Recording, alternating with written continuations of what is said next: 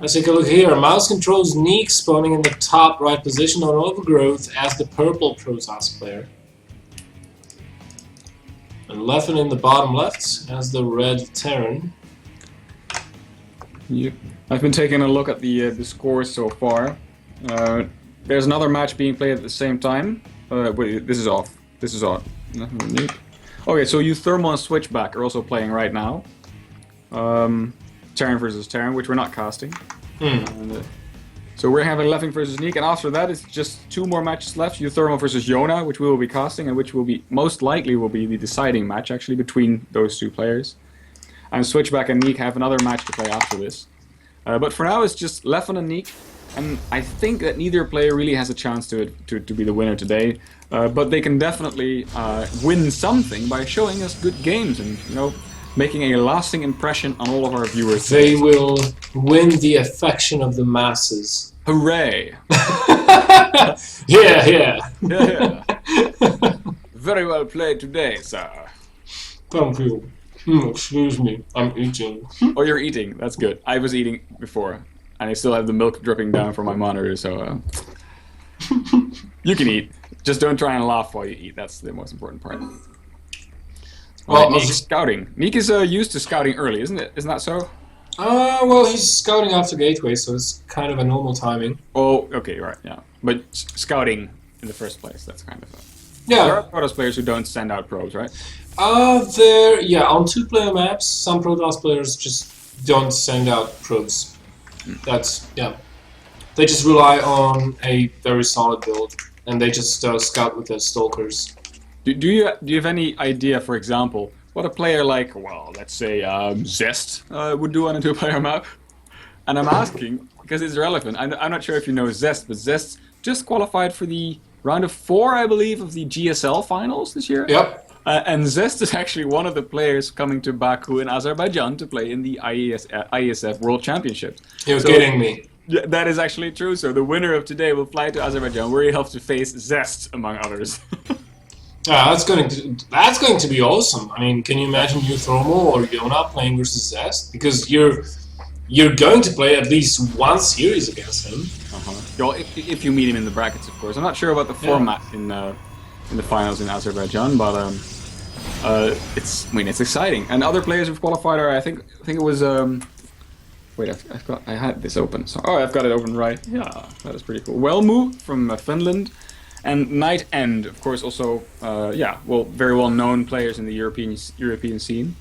So competition is going to be fierce, although I'm not sure how many players will actually be there. I'm not sure, because the only people listed on the Wikipedia page so far are Wellmoon, Night End, Zest, and for the women, Queenie. And of course, the Dutch qualifiee will join them after today. But I'm not sure if it's just going to be those 4 male players, or whether there's going to be more people there. I'll have to wait and see. I'm interested to see what this probe is going to be doing, because Leffen is getting. This could be. Nah, that's too late for that. There's not going. There's not. I was thinking, is he going to go for a Stargate or something like that? It is true that it's too late for a Stargate. That you go for very quick oracles and take advantage of the fact that Terran players go for 1 Rax Expo. But some players on Overgrowth have been doing stuff like getting a Stargate proxied in the middle of the game and taking their opponent by surprise. So I was just thinking, like, what is this probe up to? Because it's, constantly moving on the right side of the map, but not doing much of anything. So it's definitely being controlled. I mean, NEEK is aware of the probe being there, but yeah, he's just pulling back. Maybe he had some kind of fallback plan where if he saw X with his probe number 2, he would do Y with probe number 1. But apparently he chose not with the Stalker instead of the probe. Sorry. That probe is now back to mining. He's got a bit of a backlog compared to his brother probe, so he needs to catch up quickly. Again, double forges, quick robo. This is the same build that NEEK used versus. What does he place today? NEEK versus Euthermal. Euthermal, right, yeah. Yeah. Well, figures. I mean, if you have one good build against Terran, better do that a couple of times than, like I said before, do something unexpected, which is to yourself unexpected as well, because that usually won't turn out well in tournament situations if you do something that you don't have, you haven't practiced. You know, it's very funny to see the Terran builds oscillating between the Wings of Liberty ones and the Heart of the Swarm ones, because this build that Leffen is doing has been used in Wings of Liberty for the longest time. Like 1 Rex FE into 2 additional Rexes and an engineering bay, push, get a factory and a starport behind that, and then continue with the drops. You know, and then Terran players stopped doing that because Protoss started opening up with oracles and DT rushes and stuff like that, and DT drops even. So they started to mix it up a little bit, started to play more safe, like 1 Rex FE into an engineering bay and a second barracks, for example, right, to defend versus oracles. And now they're getting back to the 1 Rex FE into multiple more Rexes and starports. So, but yeah, this time NEEK ready, just as it was against Euthermal. Euthermal was not able to do anything versus this, and I doubt Leffen. Oh, Leffen. Good. He is paying attention, so he did move back. Very good. Oh, a good call. Here we He's go. looking for the observer, but didn't see it. Once this standoff has ended, I've got a question for you. So remind me if I don't ask it. It's tense moment, positioning at the front, but like Belnoir said, there's 2 force fields now. This one center is enough for 2 force fields. Yeah, I would probably use a Guardian Shield in this instance because... Alright, yeah. Oh, there we go. Guardian Shield, good call. 2 Colossi, and that's the Q. That's it. I mean, against 2 Colossi, the Terran player can't do much of anything, so he's going to have to pull back. Blink is on the way in the meantime, as well as 2 upgrades, and NEEK is going to be establishing his 3rd base. He's going to check with the observers if there are any Marines or any forces out there. He's going to try and push and probably expand behind this. Oh, that's good. Okay, I've got my question. This seems to be like a good moment in the game to ask my question. So you were talking about Wings of Liberty strategies that resurface every now and then, or oscillate between Wings of Liberty, Heart of the Swarm. This kind of brings up the question: is there any kind of repository? I know there are many, but a repository of strategies in which they're not simply listings of build orders, which you can do, but in which also it is said when these builds were popular, or against which other builds that were popular at certain times these builds were popular. Like more of an historical overground. I don't know about a repository, but when you look up builds on Liquipedia or on pages like, I don't know, imbabuilds.com, which, you know, there are not that many of. Liquipedia is probably a better source of information, or maybe even, you know, Team Liquid forums, but you'd have to do some forum digging. Yeah.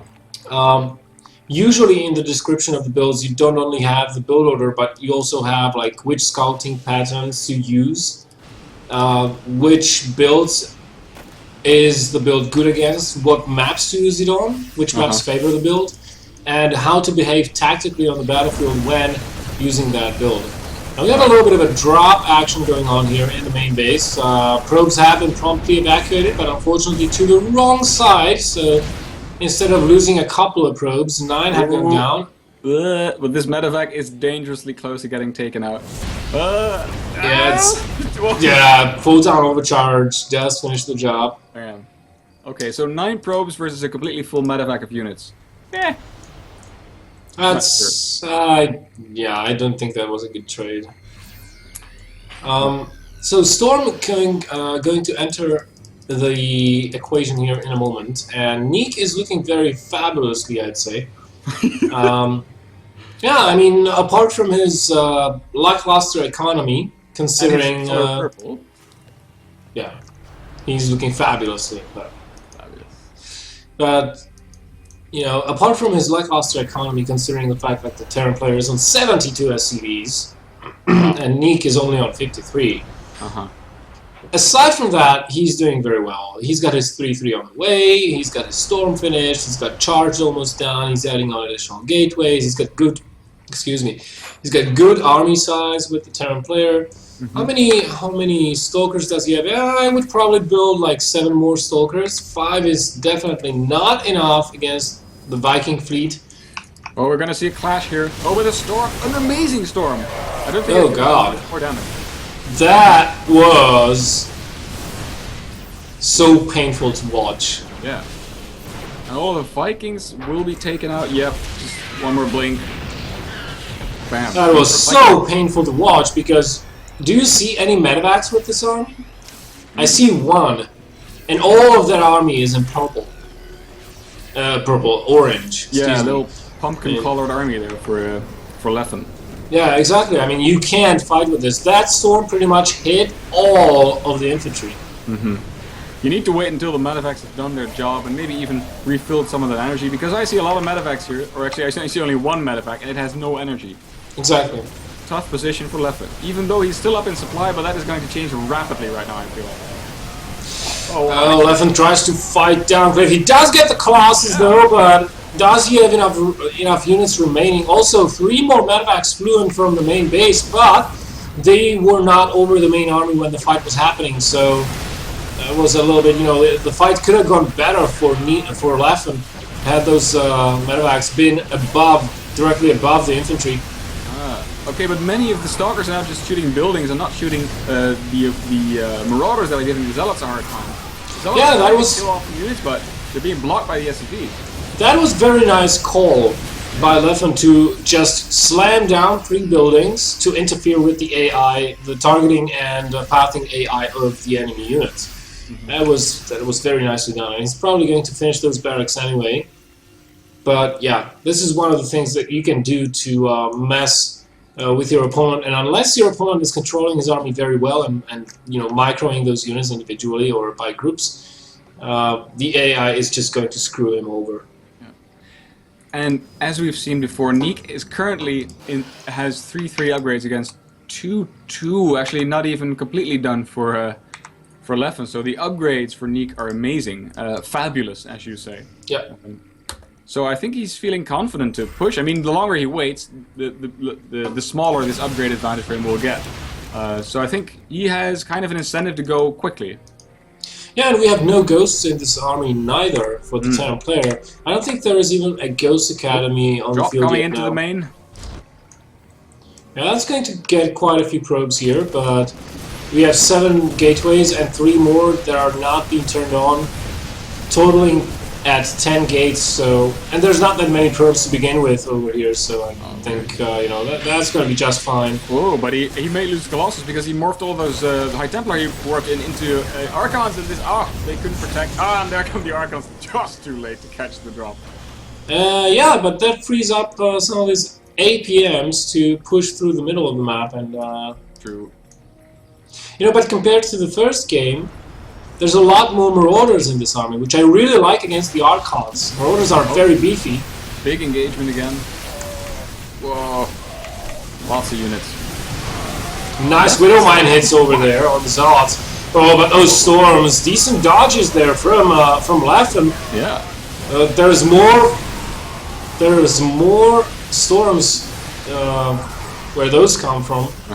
And look at this huge warping of Zealots. 10 more Zealots being warped in. I think over time NEEK definitely will get the numbers advantage over here. And remember, Leffen is ahead in supply and was ahead like over 20 supply just before this engagement. But remember that 30 of that supply is in Harvesters, so NEEK's army is stronger compared to that of Leffen. That's true. He's got 10 to 20 more army supply than the Terran player, and this is not a favorable fight to take for the Terran. Anyways, fighting uphill against the Colossus, but and Archons at the front, and there's the GG being called. NEEK taking the game 2-0. Taking the game 2-0. Make Colossus, then defense it, says the